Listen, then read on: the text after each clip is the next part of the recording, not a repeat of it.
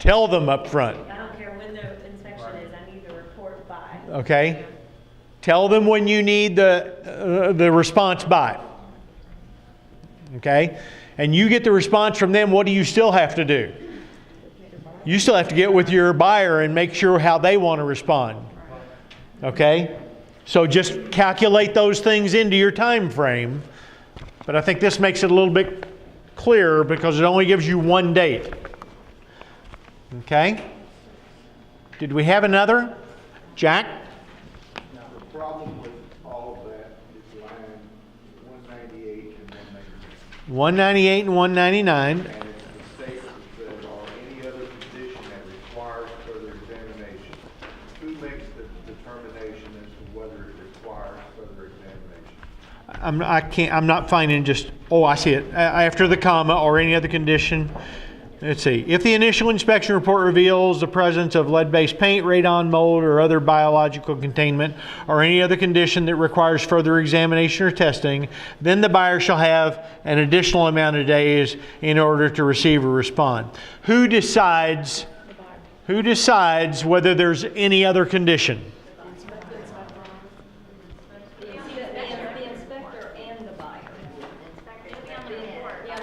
Okay, so let me give you 3 scenarios. The inspector and the buyer walk through the house, and here's something that could take extra examination. There's a crack in the basement wall. Could that take extra examination? Yeah, so just an example.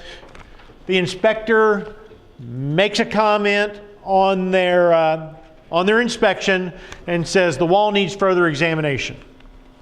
Okay, so the buyer in their response, what? 2 situations. Number 1 says, I want that inspected. So who's really said that needs to be inspected? The inspector and the buyer. Would you say that's valid? Yes. Okay. The inspector says it needs examined. The buyer says, I'm satisfied. Okay. Does it need to be examined? No, because the buyer doesn't feel like it is.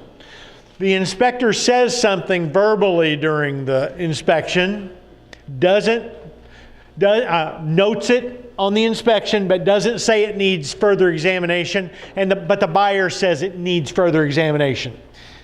Is that cause to have it extended and examined? Yes. There were fewer yeses on that one. What do you think? Think it through. What are the consequences? Okay, what are the consequences if the buyer wants it inspected further, okay, and your seller says no, where it's noted in the inspection report, but not noted that it needs further inspection, but it's noted that there's a crack, and you close, and there's a problem with the crack. What's the consequence? Lawsuit. Is that right? Yep. Wait a minute, I'll get to you. Potential lawsuit, right? If it's noted on the inspection and it's something that could be structural. Now, if it was noted that the paint looks like it's only got 2 or 3 more years before it needs painting, that's not structural. Okay? It doesn't say it has to be structural. I'm saying for the lawsuit, I think it's got to be structural. For the reason that we have inspections. The inspections are what? They're about habitability. Are structural things habitable? Do they affect habitability? Sure they do. Okay, so do we want your seller and your buyer to avoid a lawsuit? Yes. Yeah, we'd like to. Do we want to avoid a lawsuit? Yes. You better. I do. Okay, so I would say if there is a note in the inspection and it's structural, and the inspector doesn't say it takes extra examination, but the buyer wants it, I would err on the side of caution. And I would tell my seller, err on the side of caution. And the way I would get them to agree with me most of the time is say, you're opening yourself up to a lawsuit here if we don't do this. Just like I tried to outline to you. It's still their choice. They may say no. What's going to happen? Transaction's going to fall apart. Don't you think? Does that help on that clause? Yep. Number of days to do the inspection really is what you put on line 188 plus the number of days that you put in 198. Could be. There's a possible extension if there's something else that needs to be inspected. Jack, that was Yes. actually our old purchase agreement too. Yes. I'm just saying. Yeah.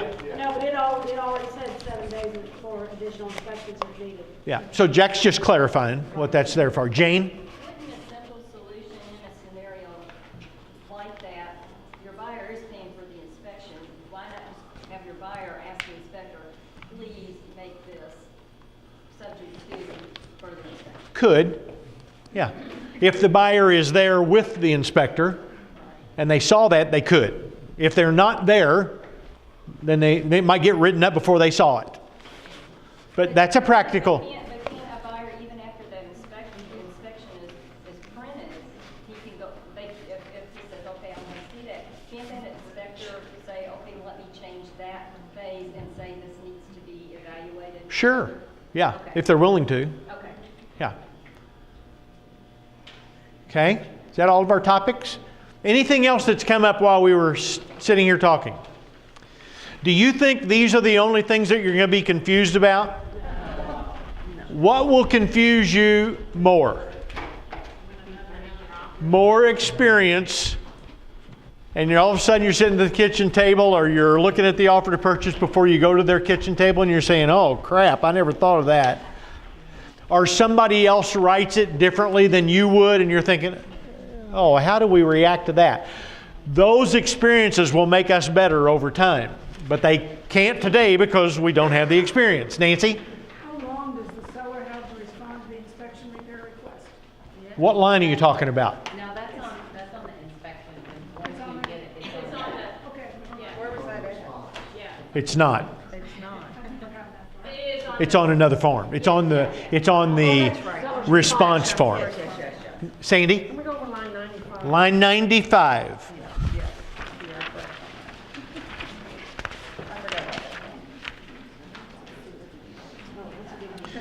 Talking about fee. The settlement or closing fee incurred in conditioning the settlement charges of the closing agent or the company shall be paid by buyer, seller, shared equally. What are you asking? What standard are, Well, I mean, like, if my buyer wants to ask for 3,000 closing cost, okay? does that not change this? They have another place to ask for payment of closing cost, I have that. okay? So this would be in addition, okay? If you chose that the seller to pay $3,000 of closing cost was in the purchase agreement, and then down here it says, who's going to pay for the settlement fee, and you check seller, it'd mean $3,000 plus this. That'd be my interpretation today, unless somebody told me different. Okay? When Mike did the training, he did note that not very many title companies have an actual closing fee. A deed prep and a title search and all that stuff, those things are totally different. Those are closing costs, Correct. yes. So most title companies in town do not have a closing fee per. Yeah, they do. Okay. It's a settlement fee, $125. So you just have to look, but note that it could be extra expense. Is this helpful? Okay. Do you think we got all of this right? I'll show you. Do you think there are other ways to get around the problems we talked about today? Yeah, there are. Please remember. Please remember. Please listen and then remember. If the people close to me will listen, maybe everybody can remember. Right, seller to pay up to 25%. See, if people would use their ears and mouth in the relationship that God gave them to them, everybody could listen and remember. Thanks, I'm glad you finally got it. We talked about one set of options, and in some cases two sets of options for taking care of differences between our old contracts and this one. It doesn't mean that they are the only right options. Okay? what I want this morning to point out to you is this is a time of change and you're not used to these. If you let your familiarity, okay, kind of blur your vision, then you're more prone to make mistakes. If you'll stay sharp and think about these things as you're writing them for the next 90 days, okay, you're going to get better at this and you're going to come up with different options to get things right. Okay? These are not the right answers. These are among the right answers. Use your creativity and I think you'll do just great. Okay? Can I ask you a question that's similar but not on the purchase agreement? Yes, because we have 2 minutes left. Okay. Last week I got a call from a lender and said, okay, I need to know what the buyer, who the buyer's home inspection company is, what the cost is, have to know what the home warranty is and what the cost for that is, even though the seller might be paying for it. They have to have all that before they can do the loan application. Does anybody else run across that? I got a phone call from a lender telling me the same thing. Yeah, I've heard the same thing too. Yep. Okay. CFPB, love them. Yeah. They gotta know everything up front. Hey, I thank you all for being here today because it means you want to learn and do these things right. Our activity's been down a little bit the last couple of weeks because of Harvest Homecoming, spring break, nice fall weather because we've had a busy year. Don't let it continue. Get out there and bust it these last 10 weeks of the year.